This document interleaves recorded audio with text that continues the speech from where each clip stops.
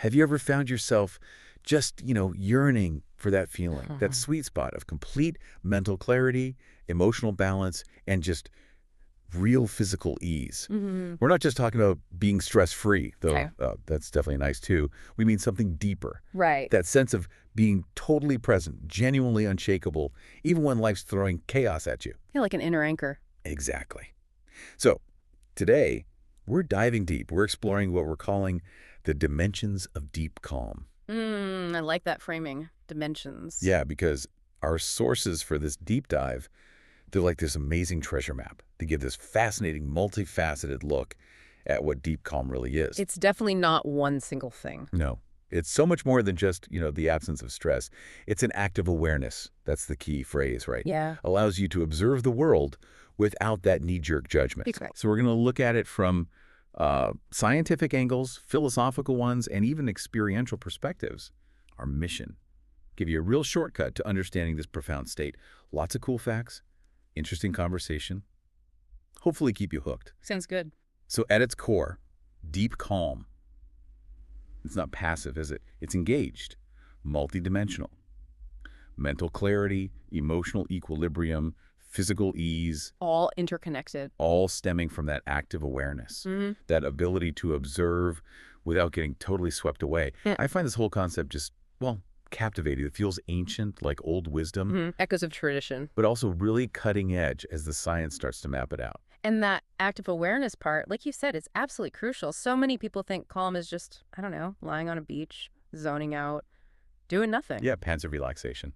But our sources show true deep calm is more like being the pilot of your own experience, not just a passenger getting tossed around. I like that analogy. Yeah, it's deliberate. It's an engaged presence. You're actively choosing how you perceive things, how you respond, even when there's turbulence. It's not about avoiding the storm. Right. It's learning to navigate it with skill. Okay, pilot mode engaged. Let's pull back the curtain then. Look at the brain science. When we talk deep calm, what's actually firing, or maybe not firing, up there, our sources point to some really distinct brain activity patterns. Yeah, it's truly remarkable. It's like our brains literally shift gears. What we see happening is specific brain waves, like alpha and theta waves, they become more prominent. Alpha and beta. Right. Okay, what do those mean for us? Well, alpha waves, they're linked to a relaxed, wakeful state. Think of it as calm alertness. You're not sleepy, but you're not buzzing either. Okay, focus but chill. Exactly. And theta waves go a bit deeper. They're often associated with meditative states, deep relaxation, even that kind of internal focus or daydreaming state. It's like your brain is downshifting from, I don't know, frantic highway speed to a more scenic cruise. Nice. And it's not just the electrical signals, the waves, is it? There's like a whole chemical thing happening too. Oh, absolutely. A whole chemical symphony, as you put it. Your brain starts releasing this cocktail of beneficial neurotransmitters. Like what? Well, GABA, for instance, that's your brain's main calming chemical. It basically helps quiet down overactive neurons, puts the brakes on. Okay, GABA. Got it. Then you've got serotonin, which helps stabilize your mood, and dopamine, which in this context isn't just about reward, but contributes to feelings of contentment, peacefulness. So more calming chemicals, mood stabilizers. What about the stress stuff? That's the other side of the coin. Activity in your amygdala, that almond-shaped bit, your internal alarm system. Yeah, the fear center. Right. That actually decreases. So it dampens those immediate fear and stress responses. Your fight or flight reaction gets dialed down. It's like your brain security guard realizes, okay, false alarm, and just chills out. Okay, that sounds incredibly useful for, pretty much everyone living today.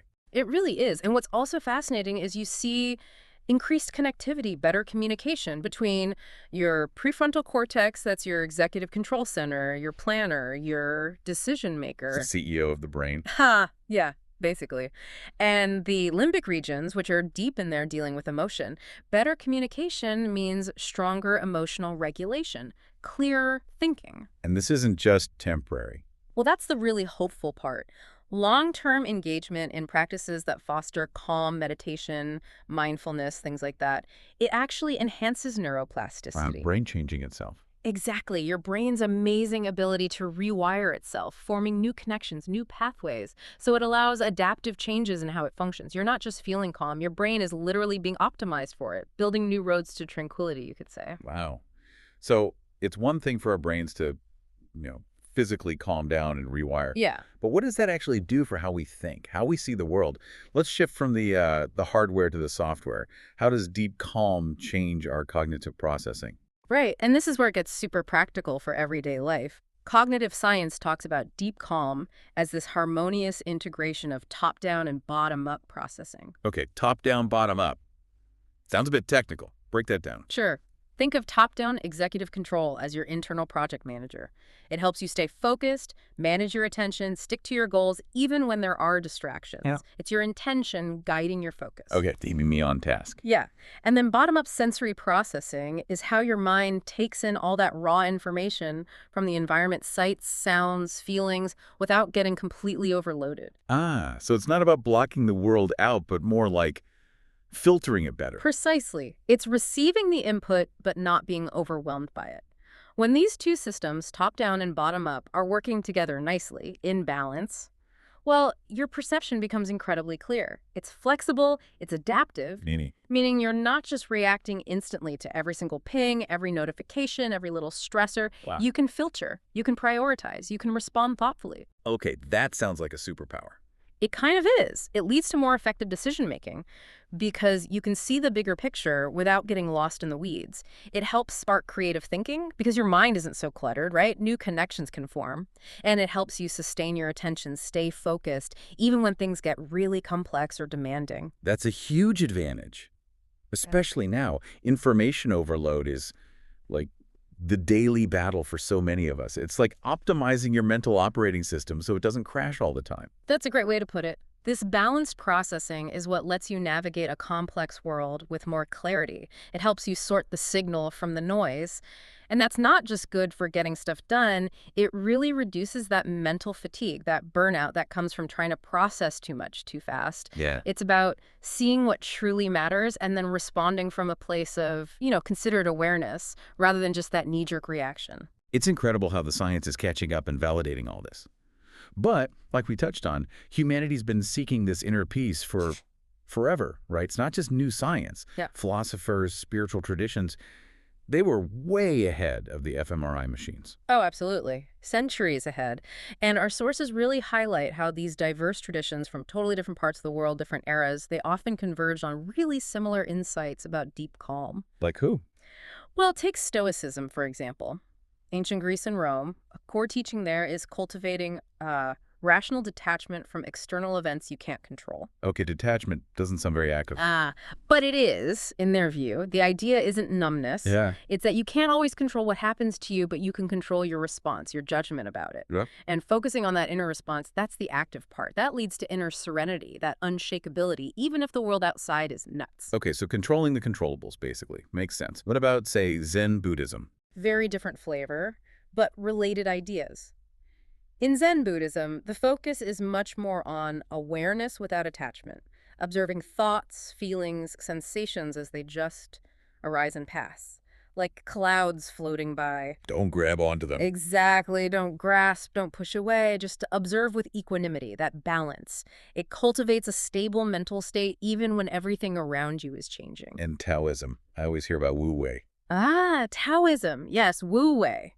It's often translated as non-action, which is a bit misleading, I think. Yeah, it sounds like doing nothing. Right. But it's really more about aligning with the natural flow of things, acting effortlessly, harmoniously, finding the path of least resistance, and moving with it, not against it. There's a profound sense of ease that comes from that. So Wu Wei isn't laziness, it's intelligent, aligned action. Doing the right thing, right time, without fighting it. Precisely. It's conscious action, perfectly aligned. And, even in modern philosophy of mind, there's a strong emphasis now on metacognition, thinking about your own thinking. Be aware of your thoughts. Yeah. And reflective self-awareness. These are seen as key skills for regulating emotions and engaging with the world more consciously, less automatically. So across all these different schools of thought, the shared insight is clear.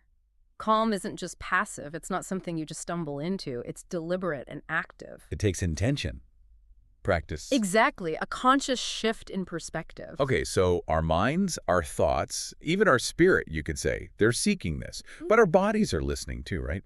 What does all this mean physically? How does deep calm actually show up in our bodies? Oh, hugely. This is where that mind-body connection just leaps out at you.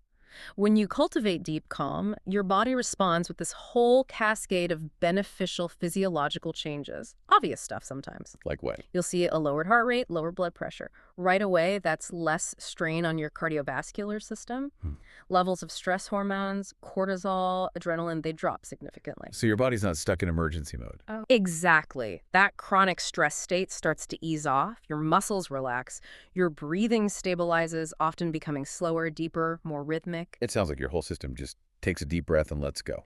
That's a perfect way to describe it. And for people who really practice calm-inducing techniques long-term, you can even observe something called cardiac coherence. Cardiac coherence, what's that? It's a state where your heart rate variability, the natural beat-to-beat changes in your heart rate, becomes really organized, really smooth, and it synchronizes with your breathing. It signals optimal communication between your heart and brain, a really balanced autonomic nervous system. Wow. So it's measurable, not just a feeling. Definitely measurable, a harmonious state. And the long-term benefits, they're profound. Things like improved immune function, greater resilience, bouncing back better from physical and emotional stress, and even enhanced creativity because your brain is freeing up resources that were tied up in just managing stress. Okay. We've covered the brain, the mind, the body, the philosophy, and the why, all these amazing benefits. But let's get practical. How do we actually do this? We hear about mindfulness all the time. How does that fit into achieving this deep calm? Mindfulness really is the practical bridge here. It connects those brain changes we talked about with those deep philosophical ideals. At its heart, mindfulness is simply about cultivating present moment awareness. Being here. Now. Exactly. It's the conscious act of observing your thoughts, your sensations, your emotions as they happen, moment by moment.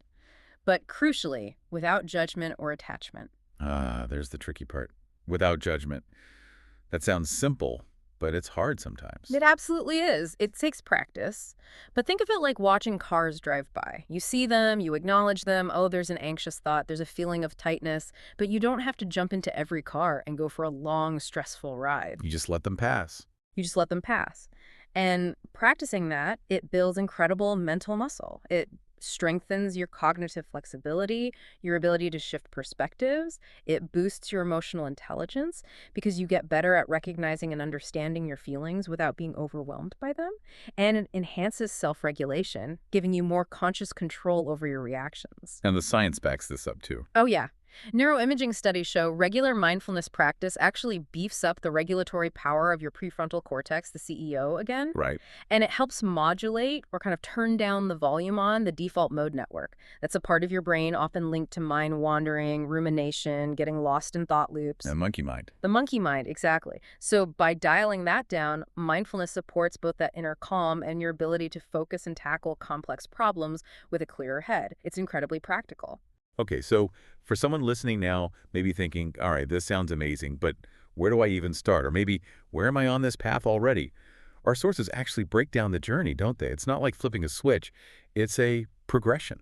That's such a vital point. It is a journey. Every journey starts with a first step, and importantly, every stage offers real, valuable benefits. You don't have to be some Zen master to feel a difference. So what does it look like at the start? The beginner level? At the beginning, you might just experience subtle moments of relaxation, maybe a slight quieting of that constant mental chatter. You might develop a heightened awareness of your body, like, oh, wow, I hold a lot of tension in my shoulders. It's like turning down the volume on life static, just a notch. Okay, small shifts, and then as you keep practicing, the intermediate stage. Yeah, moving along, you'll likely notice more clearly improved emotional regulation. Like you might still feel frustrated or annoyed, but it doesn't completely hijack your day. You'll probably find you have more focused attention, greater clarity of thought. Maybe start having little aha moments, more insights into situations. Seeing the bigger picture more often. Exactly. It's like you're not just seeing the individual puzzle pieces anymore, but starting to really see how they connect. And then for advanced practitioners, well, the experience can deepen significantly. How so?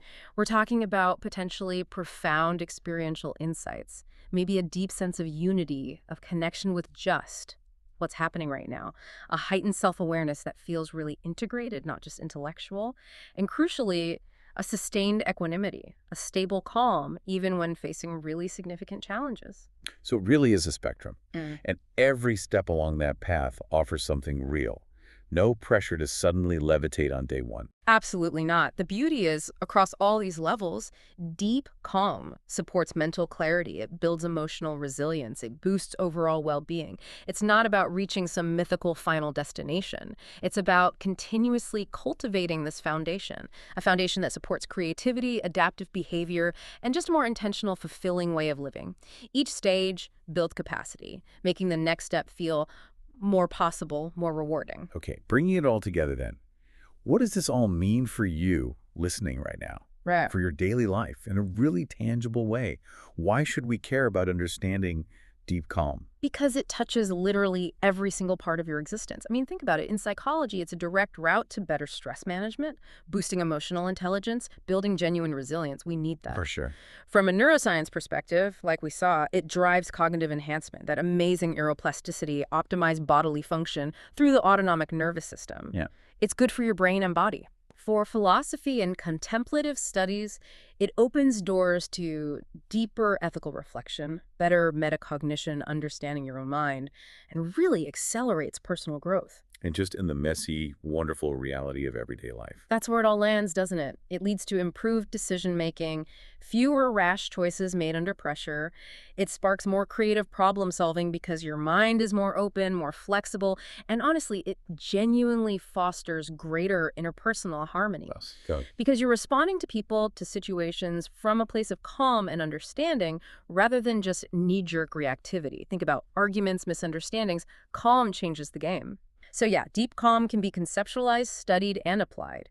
It's both a personal journey and a scientific pursuit, and that makes it incredibly relevant for everyone, whether you're, I don't know, managing a team, raising kids, navigating relationships, or just trying to deal with traffic with a bit more grace. It has ripple effects everywhere. Okay, so to recap then, deep calm. It is so much more than just not being stressed. Miles more. It's this rich, multidimensional, very active state. It's powerfully supported by cutting-edge neuroscience, by timeless philosophical wisdom, and by measurable physical changes in your body. It's a journey, absolutely, not just a destination, but a journey with real life-enhancing benefits at every single step. All said. So here's the final thought to leave you with. If deep calm is fundamentally an active awareness, something we actually cultivate, something we choose, what small, deliberate practice could you introduce into your day, starting today? Small is key. Yeah, maybe it's just 1 minute of focused breathing before you grab your phone in the morning. Or maybe just for 30 seconds, consciously noticing the sounds around you without labeling them good or bad, just noticing. Even the smallest, most intentional acts can start to rewire your brain, shift your experience, and begin to invite more of that deep calm into your life. We definitely encourage you to start your own deep dive.